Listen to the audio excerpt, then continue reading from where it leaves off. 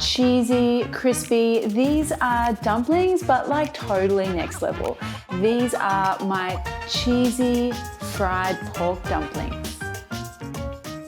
Okay friends, so this is what happens when you take a humble store-bought dumpling and you do some really awesome things to it. Like frying it, covering it in cheese, dipping it in sweet chili sauce. I mean, come on, all the things.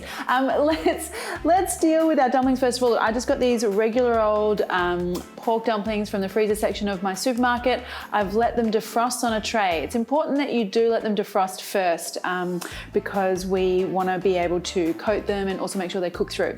All right, so to get started on the crumbing part, first of all, we need some eggs. Just a little dash of milk here too.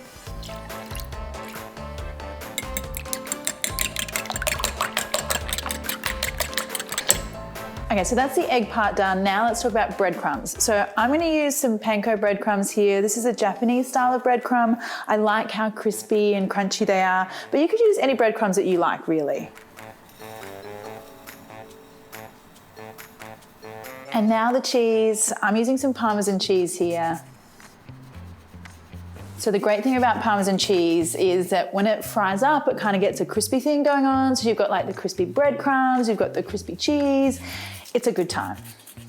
Now I want some coriander here as well.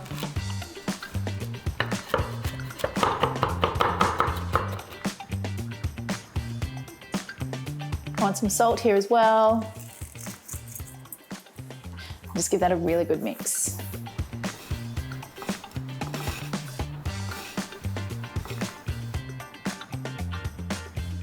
So the missing component here is some flour, and I'm using corn flour here today.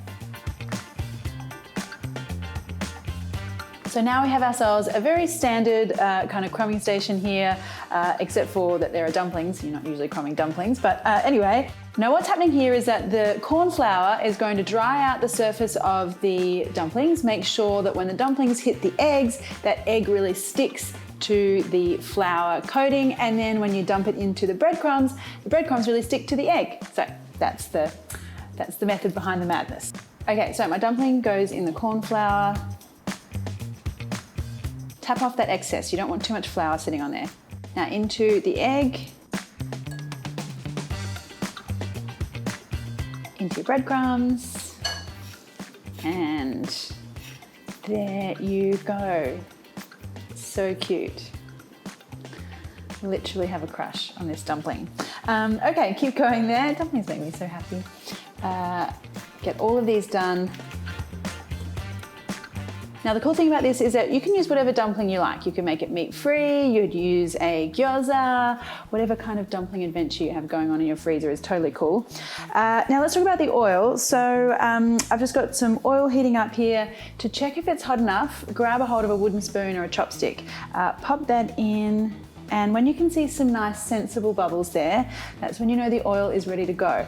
I don't want this too hot because we want to make sure that the dumpling cooks all the way through, and if it cooks too fast, then the outside will brown too fast for the filling on the inside to cook through, and that would be such a disaster because you'll be looking at the dumpling going, that looks so good, but I can't eat it, and you know, like, terrible. So not too hot is the moral of the story.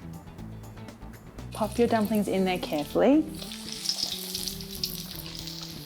It's got to be at least 5 minutes, like an actual 5 minutes, not like a, oh, it's been 5 minutes. Like at least 5-6 minutes until they're cooked all the way through. And that's why I said at the beginning, make sure you defrost them, because if they start frozen in the middle, they're not going to cook through by the time the outside is golden and crispy. Just keep them moving around in there as well. Okay, so once things are looking like completely delightful in here, that's when you know these guys are ready. Check that out. Look at the golden, look at the crispy, the crunchy. Ah, that is just too good. Now, as with all things that come crispy, crunchy out of hot oil, these guys love some salt. So a little bit more salt here. Don't go anywhere because we're not finished yet. There's still some extra bits and pieces here. I want to get these out onto a plate. And now we're going to go in with some extra cheese because you can never have too much cheese, ever, on anything. and some extra chili flakes. And there you go. I mean, dumplings, cheese, deep fried. These are literally all my favorite things in the world. Possibly I love my children more, but no, I love them more. It's close though. Some sweet chili sauce is definitely what you need here, and I am gonna burn myself, but I don't care.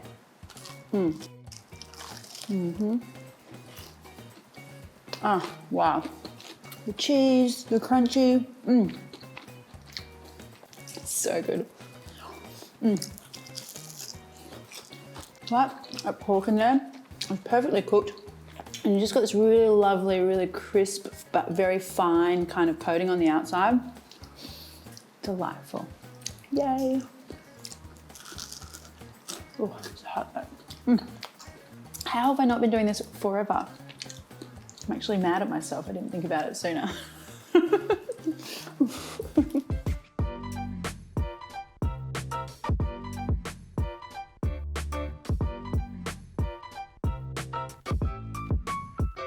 So if you love cheesy fried things as much as I do, then you're going to want to subscribe to my channel. Hopefully, maybe, if you want to.